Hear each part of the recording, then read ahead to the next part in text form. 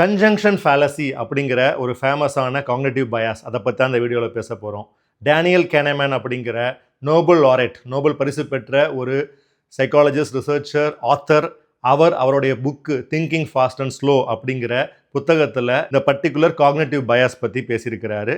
அது என்ன அப்படிங்கிறத பார்க்கலாம். கேனமேன் ஒரு பர்டிகுலரான டிஸ்கிரிப்ஷனை அவருடைய ஆடியன்ஸுக்கு கொடுக்குறாரு. அது என்ன அப்படின்னா, Linda is 31 years old, single, outspoken and very bright. She majored in philosophy. As a student, she was deeply concerned with issues of discrimination and social justice and also participated in anti-nuclear demonstrations. அப்படிங்கிறது அந்த text description. அதை கொடுத்துட்டு participants கிட்ட கேட்குறாரு, which is more probable, இதில் எது ரொம்ப சாத்தியமானது அப்படின்னு சொல்லிட்டு 2 பாயிண்ட் கொடுக்குறாரு. மொதல் point, Linda is a bank teller.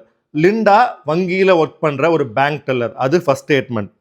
ரெண்டாவது, Linda is a bank teller and active in the feminist movement, இது ரெண்டாவது ஸ்டேட்மெண்ட். இது ரெண்டில் எது ரொம்ப ப்ராபபிலிட்டி ஜாஸ்தி, எதுக்கு ரொம்ப சாத்தியம் அதிகம் அப்படிங்கிற கேள்வியை டேனியல் கேனமேன் அந்த பார்ட்டிசிபென்ட்ஸ் கிட்ட கேட்குறாரு. பலருமே ரெண்டாவது ஆப்ஷனை தான் சூஸ் பண்றாங்க. இப்போ இதுல ஏன் ஃபேலசி அப்படிங்கிறத டேனியல் கேனமேன் சொல்றாரு. The probability of A and B can never be greater than probability of A alone.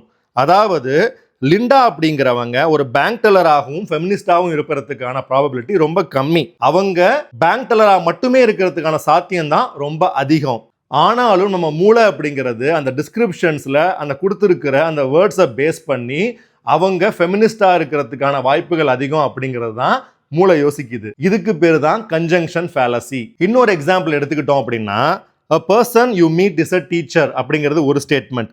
A person you meet is a teacher who loves yoga அப்படிங்கும் போது பிரெயின் ஆட்டோமேட்டிக்காக புதுசாக ஒரு தகவல் வருது இல்லையா, யோகா அண்ட் டீச்சர், அதை நம்ம பேஸ் பண்ணி நம்ம பயாஸ்டாக நம்ம மூளை சிந்திக்கிறதுக்கான வாய்ப்புகள் அதிகம். இதுலேருந்து நம்ம எடுத்துக்க வேண்டிய கீ டேக்அவே என்ன அப்படின்னு பார்த்தீங்கன்னா, நம்ம பிரெயின் அப்படிங்கிறது கொடுக்கப்பட்ட பல டிஸ்கிரிப்ஷன்லேருந்து அதுவே ஒரு முடிவுக்கு எட்டக்கூடியதாக இருக்கும். அது அந்த ஸ்டோரியை பேஸ் பண்ண ஒரு முடிவாக இருக்கலாம், லாஜிக்கலா ஸ்டாட்டிஸ்டிக்கலா யோசிக்காம எடுக்கப்பட்ட முடிவா இருக்கலாம். இதை ஒரு டயக்ராமேட்டிக் ரெப்ரசன்டேஷன்ல விளக்கி பார்த்தோம் அப்படின்னா, 1000 பேர் மொத்த மக்கள் அப்படின்னா அதுல 100 பேர் பேங்க் டெல்லரா இருக்கிறதுக்கான வாய்ப்புகள் அதிகம்.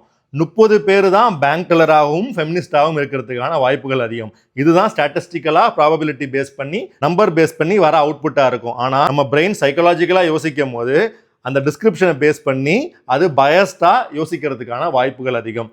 இந்த மாதிரியான பயஸ் குறித்து நம்ம தெரிஞ்சுக்கிறது நம்ம தவறான முடிவுகள் போகாம தடுக்கிறதுக்கு உதவும் அப்படிங்கிறதுனால இதை பத்தி பேசியிருக்கிறேன். இன்னொரு காணொலியில் சந்திக்கலாம். நன்றி.